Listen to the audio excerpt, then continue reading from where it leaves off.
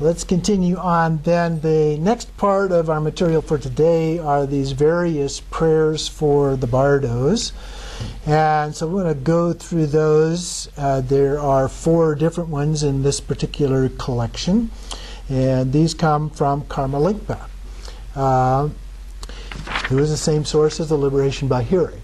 So these should not at all be surprising as we look at these. So the first one here begins with its little instruction that says to make physical and mental offerings, hold your incense, and so forth. And then we recite the actual prayer, which begins, "You Buddhas and Bodhisattvas who dwell in the 10 directions, endowed with compassion, endowed with wisdom, endowed with vision and love, you are the refuge of beings through compassion. Please come to this place. Please accept the offerings, both physical and mental. Compassionate ones, since you have mastered to an unimaginable extent understanding, wisdom, loving compassion, and skillful action. Compassionate ones, this person named," and again here, as in both of the other practices we've looked at, we name the individual, or if we have a list we could do that too, "is going beyond this world to another, is abandoning this world, is at death's door without friends, in great suffering, without refuge, without protection, without relatives or anyone close. This life's perceptions are fading away." Now here it uses the masculine pronoun, but you could substitute that for the particular being. "He is going to a different realm, entering a dense darkness, falling into a great abyss, going into a thick forest. The force of his karma drives him on. He is off to an enemy wasteland. He is tossed by a great sea, impelled by karmic wind. He finds himself with nowhere to stop and rest. He is thrown in the midst of the great battle. He is seized by a demon. The Lord of Death's henchmen fill him with terror." So as we go through these things, you can see that this, compared to the Liberation by Hearing, are the kinds of things that show up in the latter part of the bardo of becoming. "From one existence he goes to yet another, helpless, alone, and friendless. The time has come when he must go. Compassionate ones, please give your refuge to," and again we name the person here, "who has no defense. Please protect him. Please be kith and kin to him. Please save him from the vast pitch darkness of the bardo. Deflect the fierce wind of karma. Protect him from the fear and terror of the Lord of Death. Deliver him from the long and dangerous defile of the bardo. Compassionate ones, do not be stinting in compassion. Come to his aid. Do not send him to the 3 lower realms. Not forgetful of your previous promises, quickly show the power of your compassion. Buddhas and Bodhisattvas, do not be stinting in the means and power of your compassion, for," again we name the person here, "clasp him with your compassion. Do not leave this being to the power of his negative karma. 3 rare and supreme ones, please save him from the suffering of the bardo." And this one, according to the instructions, we repeat the entire prayer 3 times as a part of that. Then we have the root verses of the bardo, which was in our other book, so we're not going to go through those. But just reciting the 6 verses for the bardo is another prayer that can be used for someone, particularly someone who has some background and familiarity with it. It triggers your understanding of each of those parts of the bardo, each of the things that need to be done. And it would be an easier one for someone to read on a daily basis through the 49 days of the bardo, if that's what you were intending to do. So we will skip through that one here.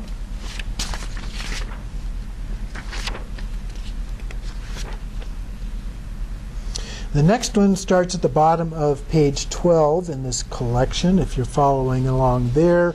This one is the prayer for deliverance from the bardo's narrow passage. "I pay homage to the Lama, to the Yidam, and to the host of Dakinis. Through your great love, please guide me. When I wander due to the great delusion through samsara, lamas of the oral lineage, please guide me on the luminous, undistracted path of listening, reflecting, and meditating, supported by throngs of dakinis, supreme mothers. Deliver me from the bardo's terrifying narrow passage. Escort me to the land of totally pure, perfect Buddhahood. When I wander due to intense ignorance through samsara, Buddha Varachana, please guide me on the luminous path of the wisdom of Dharmadhatu. Supported with Dat Ishvari, your supreme consort, deliver me from the bardo's terrifying narrow passage. Escort me to the land of the totally pure, perfect Buddhahood. When, due to the fierce aggression, I wander in samsara, Buddha Vajrasattva, please guide me on the luminous path of mirror-like wisdom, supported by Buddha Lochana, your supreme consort. Deliver me from the bardo's terrifying narrow passage. Escort me to the land of totally pure, perfect Buddhahood. When due to intense pride I wander in samsara, Buddha Ratnasambhava, please guide me on the luminous path of equalizing wisdom, supported by Mamaki, your supreme consort. Deliver me from the bardo's terrifying narrow passage. Escort me to the land of the totally pure Buddhahood. When due to intense desire and attachment I wander in samsara, Buddha Amitabha, please guide me on the luminous path of wisdom discernment. Supported by Pandaravashini, your supreme consort, deliver me from the bardo's terrifying narrow passage. Escort me to the land of totally pure, perfect Buddhahood. When, due to intense jealousy, I wander in samsara, Buddha Amodasiddhi, please guide me on the luminous path of all-accomplishing wisdom, supported by Samayatara, your supreme consort. Deliver me from the bardo's terrifying narrow passage. Escort me to the land of totally pure, perfect Buddhahood. When, due to strong habitual tendencies, I wander in samsara, Dakas and Vidyadharas, please guide me on the luminous path of co-emergent wisdom, supported by a throng of dakinis, your supreme consorts. Deliver me from the bardo's terrifying narrow passage. Escort me to the land of totally pure, perfect Buddhahood. When, due to intense delusion, I wander in samsara, throng of peaceful and wrathful Buddhas, please guide me on the luminous path that abandons panic and terrifying appearances, supported by a host of dakinis who control space. Deliver me from the bardo's terrifying narrow passage. Escort me to the land of totally pure, perfect Buddhahood. May the space element not arise as an enemy, and may I see it as a pure realm of the blue Buddha. May the water element not arise as an enemy, and may I see it as a pure realm of the white Buddha. May the earth element not arise as an enemy, and may I see it as the pure realm of the yellow Buddha. May the fire element not arise as an enemy, and may I see it in the pure realm of the red Buddha. May the wind element not arise as an enemy, and may I see it as the pure element of the green Buddha. May the rainbow element not arise as an enemy, and may I see it in the pure realms of the various Buddhas. May the sounds, lights, and light rays not arise as enemies, and may I see them in the pure realm of the all-accomplishing, peaceful, and wrathful deities. May I realize all sounds to be my own sounds. May I realize all lights to be my own lights.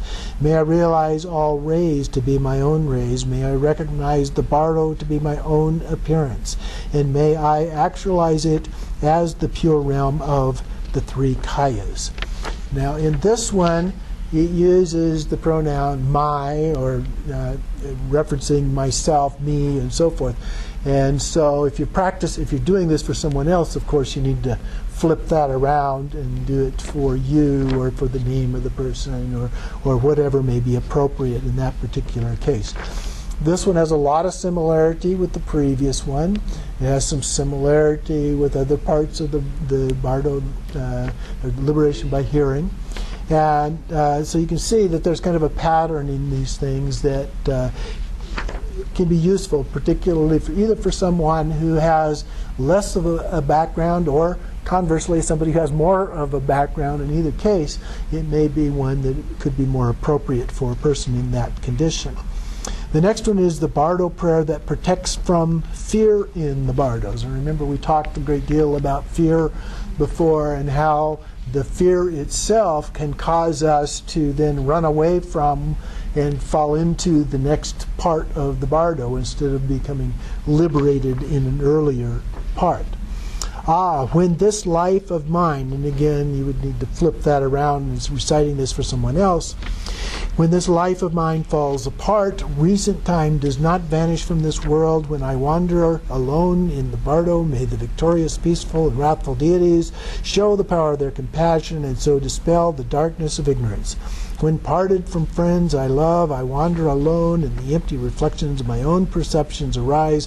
May the Buddhists show the power of their compassion so that the panic and terror of the bardo do not occur. When the 5 lights of the clear wisdoms arise, may I be fearless and undaunted, recognizing them as my own appearance. When the forms of the peaceful and wrathful deities arise, may I be fearless and confident, recognizing that it is the bardo. When due to negative karma I experience suffering, may the victorious, peaceful, and wrathful deities dispel the suffering. When the natural sound of dharmata roars like 1,000 thunderclaps, may it transform into the sound of dharma of the great vehicle. When without refuge I am pursued by karma, victorious, peaceful, and wrathful deities, please be a refuge for myself and others. When I experience the karmic suffering of my habitual tendencies, may the blissful clear light samadhi arise. At the moment of seeming rebirth of the bardo of becoming, may no negative signs arise to turn me back to samsara. When I am transported anywhere by the power of thought, may the delusory terrors of negative karma not occur. When the wild beasts roar ferociously, may it be transformed into the sound of dharma, the 6-syllable mantra.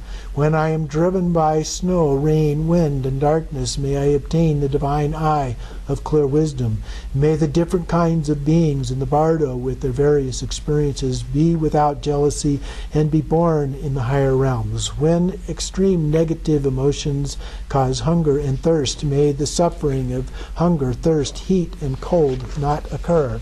As soon as I see my future parents in sexual intercourse, may I see them as the victorious, peaceful, and wrathful deities in union, having obtained control over where I will be reborn for the sake of others. May I obtain a supreme body graced with the marks and signs. The marks and signs, of course, would be references to becoming a Buddha. Having been born with the supreme body, may all who see or hear me quickly be liberated. May I not be pursued by all my negative karma, and may whatever merit I have increase and follow me. Wherever or whoever I may be born as, may I encounter the Yidam deity of my previous life, and as soon as I am born, may I be able to speak and walk and regain without forgetting again my memory of my past lives, and may I learn great, small, and medium things by studying or even just seeing them. May whatever place I am born in be auspicious. May all sentient beings become happy. Victorious, peaceful, and wrathful deities, just as your bodies, your entourage, your lifespan, and your pure realm, and just as your supreme and excellent marks all are, may I and others become exactly like that. By the compassion of the all-pervading, perfect, peaceful, and wrathful deities, and by the power of the truth of the completely pure Dharmata, and by the blessing of the accomplishing single-pointed mantra practice, may the wishes of this prayer thus be accomplished. And then we have mantras, Sarvadharma Mangalam Shri Yo Bhavantu Nama Sarva Tathagata Hridaya Anugate. Om Kurung Yini Soha. And then the instruction says, by reciting this just once, even the obscurations accumulated during hundreds of thousands of eons will be worn out without any remaining. Powerful prayer. Mm-hmm. And then finally, Om Benza Sato Hong A Shasa Maha Om Sutra Tikta Benza Ye Soha. And then you can do Om Ahom Shri Drum many times after that, and then dedicate the merit at the end. And you could also burn a picture or a name plaque at that time, kind of a symbolic burning, if you will, at that time of the body, if you choose to do that. So those are all prayers, all attributed again to Karma Lingpa. So they have a close tie to liberation by hearing, and you can see the wording and the relationship of how that links with them, but they're more concise.